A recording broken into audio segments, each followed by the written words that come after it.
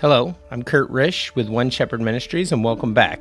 Today we're diving into 1 Chronicles chapter 12, where we see the gathering of mighty warriors who pledged their loyalty to David. This chapter highlights unity, courage, and God's hand in building his kingdom through his people. Before we begin, don't forget to subscribe and turn on notifications so you never miss a study. Let's go ahead and jump into the Word.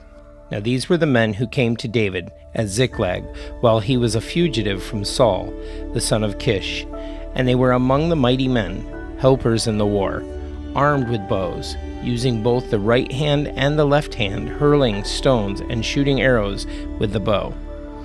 They were of Benjamin, Saul's brethren. The chief was Ahiezer, then Joash, the sons of Shammah, the Gibeathite, Jezael, and Pelet, the sons of Asmaveth, Berakah, and Jehu, the Anathothite, Ishmaiah, the Gibeonite, a mighty man among 30, and over the 30, Jeremiah, Jahaziel, Johanan, and Jozabad, the Gederathite, Eluziah, Jeremoth, Beliah, Shemariah, and Shephatiah, the Heraphite, Elkanah, Jesiah, Azrael, Joezer, and Jeshobim, the Korahites, and Joelah, and Zebediah, the sons of Jeroham of Gedor.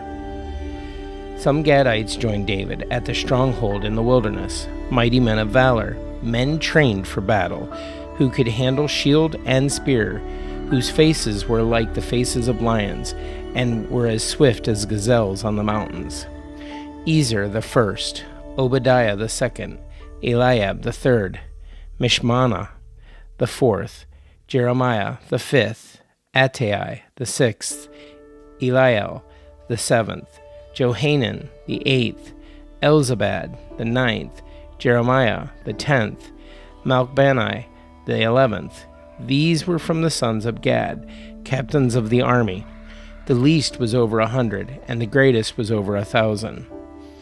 These are the ones who crossed the Jordan in the first month, when it had overflowed all its banks, and they put to flight all those in the valleys to the east and to the west.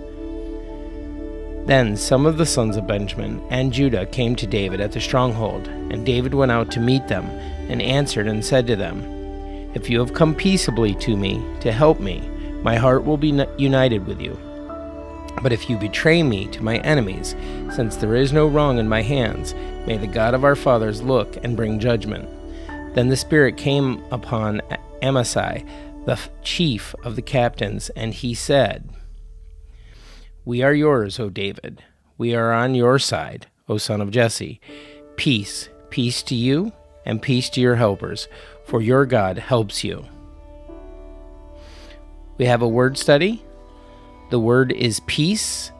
The Hebrew is shalom, and it's Strong's Concordance number 7965. This word conveys the idea of completeness and well-being, of being a perfect whole. The word denotes an absence of discomfort, whether physical ailments or strife, internal or external. It is used as an ordinary greeting, as a word of assurance, and a term of blessing.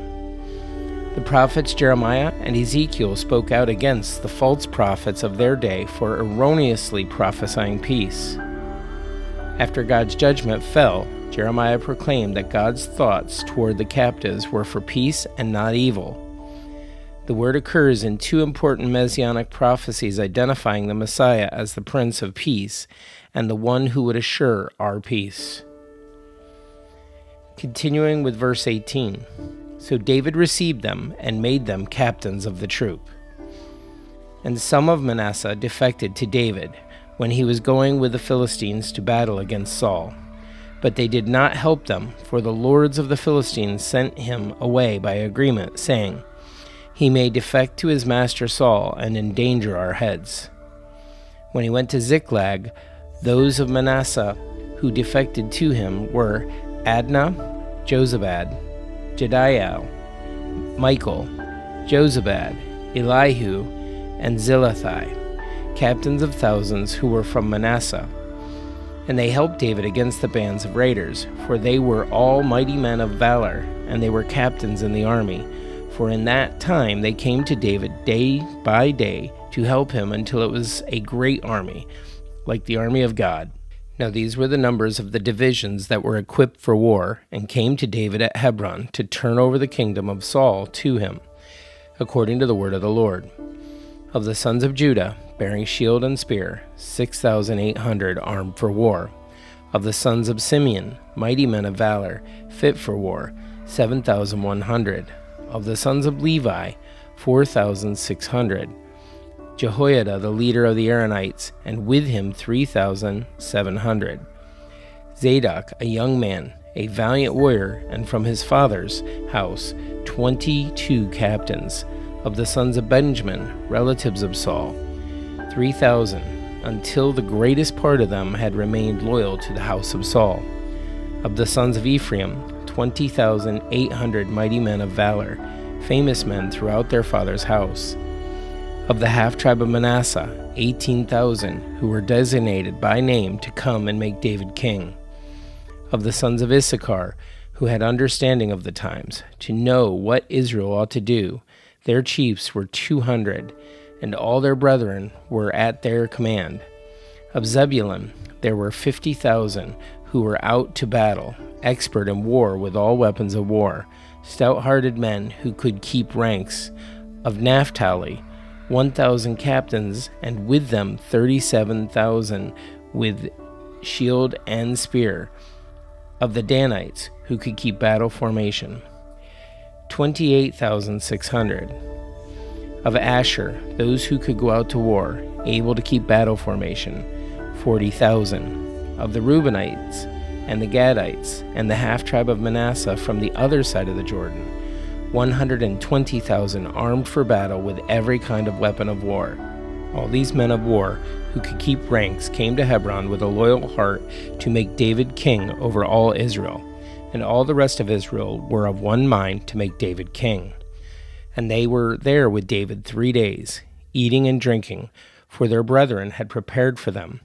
Moreover, those who were near to them, from as far away as Issachar and Zebulun and Naphtali, were bringing food on donkeys and camels, on mules and oxen, provisions of flour, and cakes of figs, and cakes of raisins, wine and oil, and oxen and sheep abundantly, for there was joy in Israel.